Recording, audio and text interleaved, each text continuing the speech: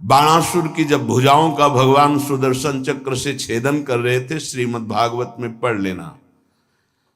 तो जब देखा उनकी कुल माता आदि देवी ने कि अब किसी भी तरह भगवान का सुदर्शन चक्र छोड़ेगा नहीं बाणासुर को, तो वो दिगंबर होकर सामने खड़ी हो गई। सोई भगवान ने आंख मूंद ली और सुदर्शन चक्र को शांत कर लिया। इसमें महादेव जी की प्रेरणा थी, क्योंकि चाहते थे 4 भुजाएं तो बची रहें, 1000 भुजाओं का छेदन। आगे भगवान का सुदर्शन चक्र रुकता ही नहीं बिना आज्ञा के। तो भगवान शिव की आंतरिक प्रेरणाओं, उनकी जो कुल देवी थी, वो आकर दिगंबर होकर खड़ी हो गई। भगवान ने वहां लिखा है, यदि किसी के अंग प्रत्यंगों का दर्शन हो जाए तो सारे सुकृत नष्ट हो जाते हैं। इसलिए पर शब्द लिखा हुआ है।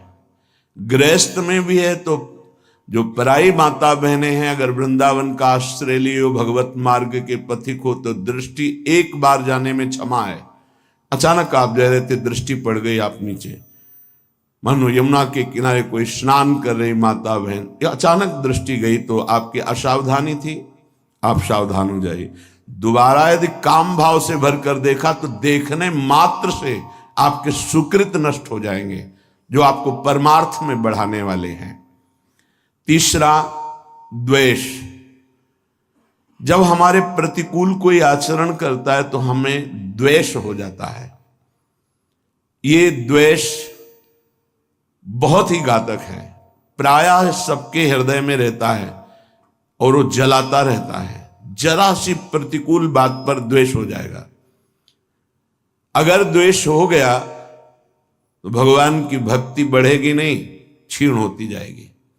क्योंकि भगवान कह रहे हैं अद्वेष्टा सर्वभूता नाम।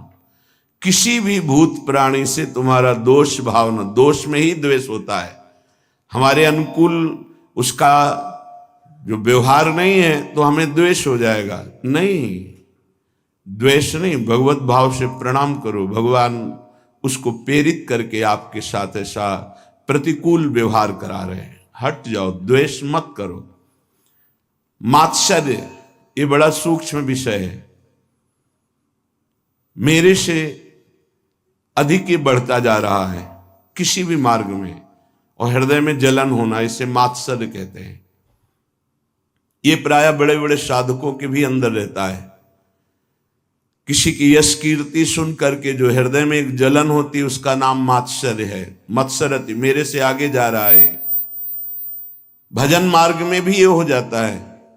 इसलिए श्रीपाद ये विश्राम की तरफ वृंदावन महिमामृत जा रहा, सार सार बातें बता रहे हैं। मात्सर्य बहुत कठिन है छोड़ना। यदि भगवत भाव नहीं करोगे तो मात्सर्य नहीं छोड़ पाओगे।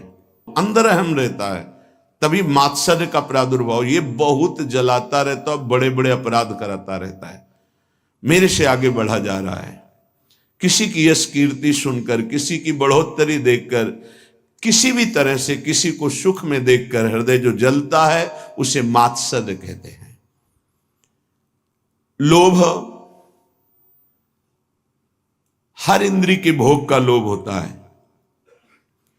लोभ पास जय गल न बंधाया, सो नर तुम समान रघुराया। गोस्वामी तुलसीदास जी कह रहे, जिसने लोभ रूपी फांसी में अपने गले को नहीं बंधाया, वो साक्षात श्री भगवान का स्वरूप हो जाता है।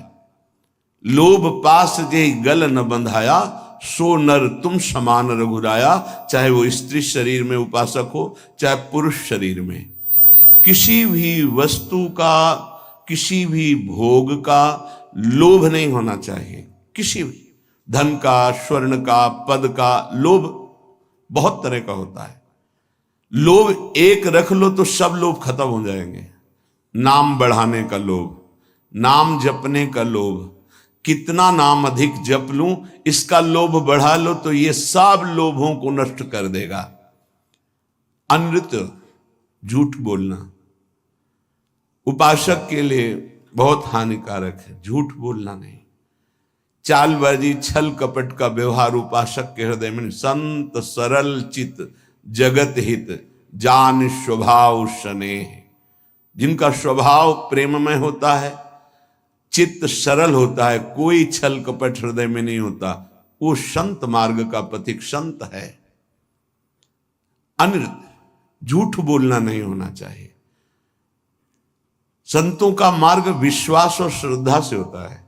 यहां कोई कह दे कि ऐसा से ऐसा बिल्कुल 100% सही, उसमें ये विचार नहीं होता कि ये झूठ भी बोल सकता है क्या, ये कपट भी कर सकता है क्या, क्योंकि विश्वास से ही हमारी यात्रा हुई है, तत्काल विश्वास। ऐसे ही पूरा जगत जो थोड़ा भी आस्तिक है संतों के वचनों पर विश्वास करता है कि ये कभी झूठ नहीं बोलते। साधक देखते ही पता चलता है कि भगवान के जन है, ये झूठ क्यों बोलेंगे, उनकी बात पर तत्काल विश्वास होता है। इसलिए अनृत, कभी झूठ बोलने का आपके हृदय में विचार ही न रह जाए, ऐसा इष्ट देव से प्रार्थना करें कि हमें वो सामर्थ्य प्रदान कीजिए कि मैं कभी झूठ ना बोलूं। किस बात के लिए झूठ बोलूं? एक गलती छुपाने के लिए